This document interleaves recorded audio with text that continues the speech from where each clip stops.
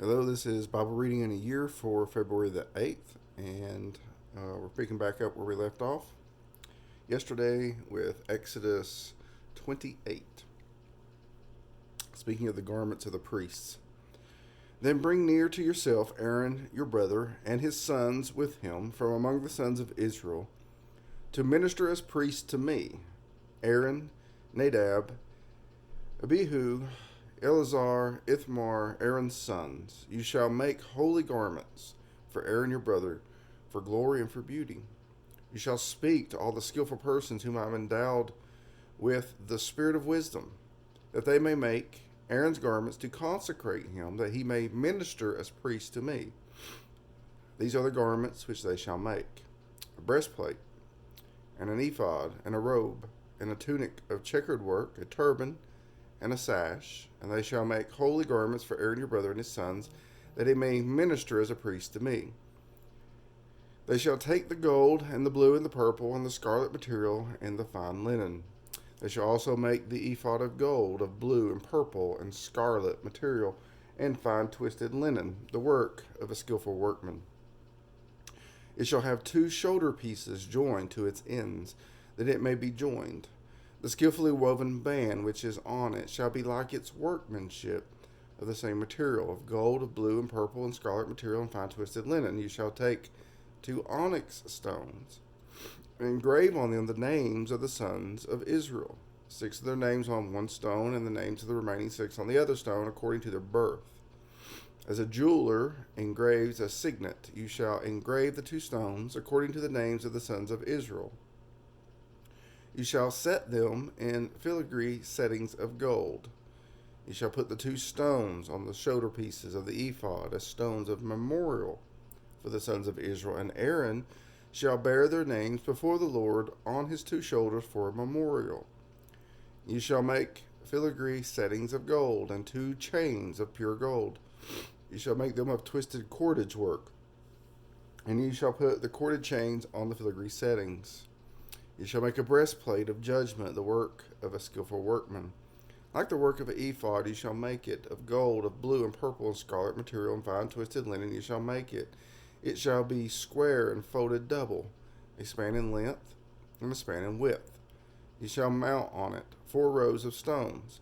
The first row shall be a row of ruby, topaz, and emerald. The second row of turquoise, a sapphire, and a diamond. And the third row a jacinth,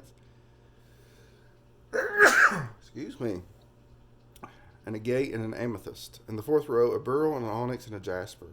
They shall be set in gold filigree. The stones shall be according to the names of the sons of Israel, 12 according to their names. They shall be like the engravings of a seal, each according to his name for the 12 tribes. You shall make on the breastplate chains of twisted cordage work in pure gold. You shall make on the breastplate 2 rings of gold, and shall put the 2 rings on the 2 ends of the breastpiece. And you shall put the 2 cords of gold on the 2 rings at the end of the breastpiece. You shall put the other 2 ends of the 2 cords on the 2 filigree settings, and put them on the shoulder pieces of the ephod at the front of it. You shall make 2 rings of gold, and shall place them on the 2 ends of the breastpiece, on the edge of it, which is towards the inner side of the ephod. You shall make 2 rings of gold, and put them on the bottom of the 2 shoulder pieces of the ephod, on the front of it, close to the place where it is joined, above the skillfully woven band of the ephod. They shall bind the breastplate or breastpiece by its rings to the rings of the ephod with a blue cord, so that it will be on the skillfully woven band of the ephod, and that the breastpiece will not come loose from the ephod. Aaron shall carry the names of the sons of Israel in the breastpiece of judgment over his heart when he enters the holy place, for a memorial before the Lord continually.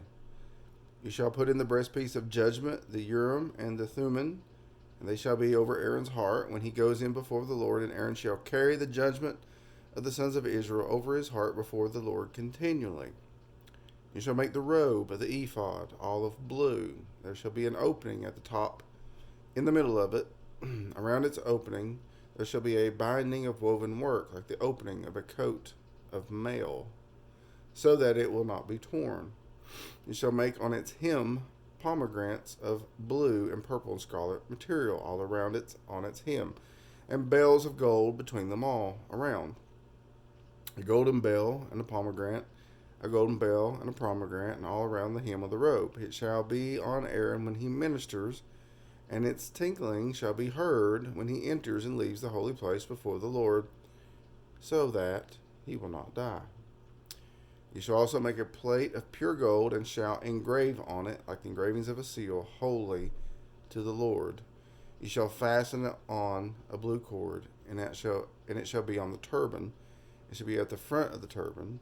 It shall be on Aaron's forehead, and Aaron shall take away the iniquity of the holy things which the sons of Israel consecrate with regard to all their holy gifts, and it shall always be on his forehead, that they may be accepted before the Lord. You shall weave the tunic of checkered work of fine linen, and shall make a turban of fine linen, and you shall make a sash the work of a weaver. For Aaron's sons you shall make tunics. You shall also make sashes for them, and you shall make caps for them, for glory and for beauty. You shall put them on Aaron your brother, and on his sons with him. And you shall anoint them, and ordain them, and consecrate them, that they may serve me as priests. You shall make for them linen breeches to cover their bare flesh. They shall reach from the loins even to the thighs. They shall be on Aaron and on his sons, when they enter the tent of meeting, or when they approach the altar to minister in the holy place, so that they do not incur guilt and die. It shall be a statute forever to him and to his descendants after him. Matthew 25:31 through 26:13.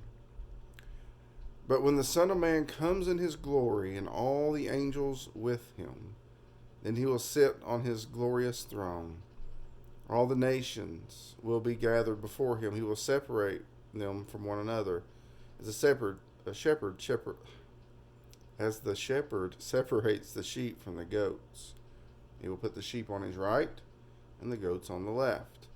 And the king will say to those on his right, the sheep, Come, you who are blessed of my Father, inherit the kingdom prepared for you from the foundation of the world. For I was hungry, and you gave me something to eat. I was thirsty, and you gave me something to drink. I was a stranger, and you invited me in. Naked, and you clothed me. I was sick, and you visited me. I was in prison, and you came to me.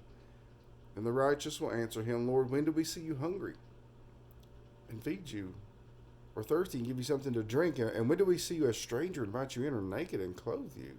When did we see you sick or in prison and come to you? The king will answer and say to them, Truly I say to you, to the extent that you did it to one of these brothers of mine, even the least of them, you did it to me. Then he will also say to those on his left, the goats, Depart from me, accursed ones, into the eternal fire, which has been prepared for the devil and his angels. For I was hungry, and you gave me nothing to eat. I was thirsty, you gave me nothing to drink. I was a stranger, you did not invite me in. Naked, you did not clothe me. Sick, and in prison, you did not visit me.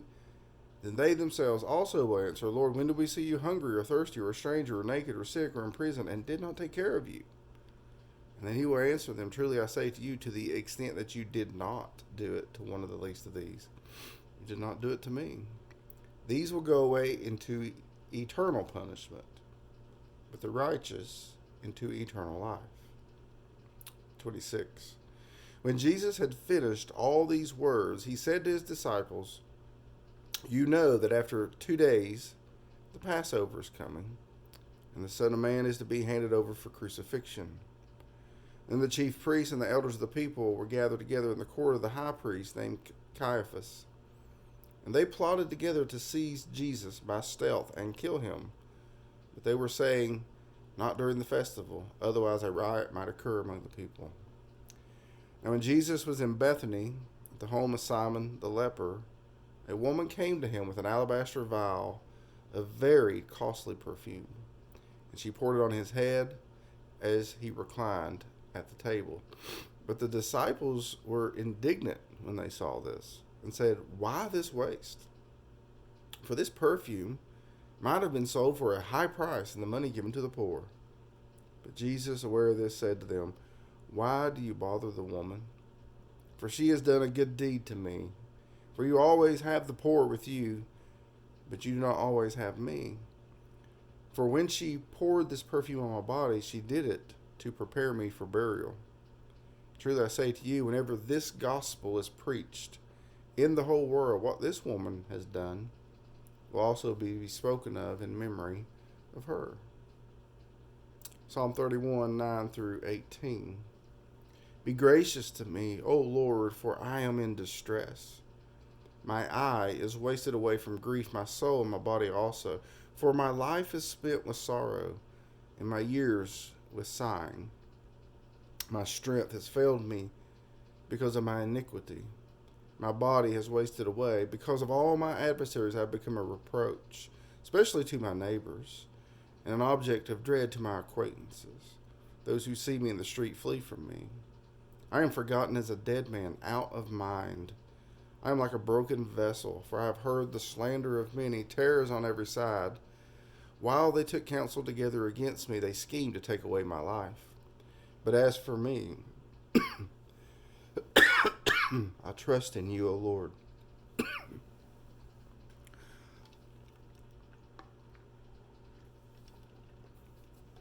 I say, you are my God. My times are in your hand. Deliver me from the hand of my enemies and from those who persecute me. Make your face to shine upon your servant. Save me in your loving kindness. Let me not be put to shame, O Lord, for I call upon you. Let the wicked be put to shame. Let them be silent in Sheol. Let the lying lips be mute, which speak arrogantly against the righteous with pride and contempt. In Proverbs 8, 12 through 13. Wisdom, dwell with prudence, and find knowledge and discretion. The fear of the Lord is to hate evil. Pride and arrogance and the evil way and the perverted mouth I hate. Word of God for the people of God. Sorry about the coughing and the sneezing. A little under the weather. Anyway, this is Bible Reading in a Year for February the 8th. And Lord willing, I will see you tomorrow. God bless.